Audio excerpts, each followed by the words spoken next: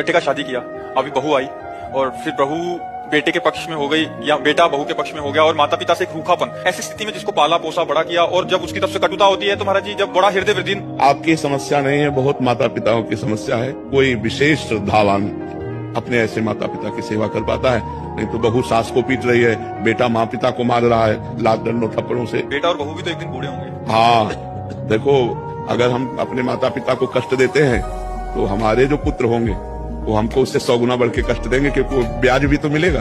तो इसलिए नए बच्चों को ध्यान रखना चाहिए कि वो भी किसी दिन माता पिता बनेंगे और वो किसी दिन वो भी बूढ़े होंगे। तो अपने माता पिता के साथ असभ्य व्यवहार नहीं करना चाहिए, आसुरी व्यवहार नहीं करना चाहिए। यार जिस कोख से पैदा हुए उसको तुम लात मार रहे हो, उसकी आरती उतारनी चाहिए। तो हमें लगता है आज हमारे नौजवानों को अध्यात्म श्रवण करने की आवश्यकता है। शास्त्र श्रवण करें, संतों की बात सुने, जिससे समझें तो माता पिता कौन है। माता पिता की आराधना से भगवान विट्ठल आज जो महाराष्ट्र में विराजमान है वो माता पिता की आराधना से ही प्रकट हुए। पुंडरीक नाम के भगत अपने माता पिता को भगवान मानकर आराधना करते थे, तो भगवान स्वयं चलकर दर्शन देने आए। जो विट्ठल रूप में है ना, वो स्वयं दर्शन देने आए। माता पिता की आराधना भगवान की आराधना है। पर कलयुगी बच्चे नहीं समझ पा रहे हैं, वो अपने माता पिता को दुख दे रहे हैं, तो उनके बच्चे उनको दुख देंगे। पक्का समझो ब्याज सहित मिलेगा, यहाँ सब कुछ ब्याज सहित मिलता है।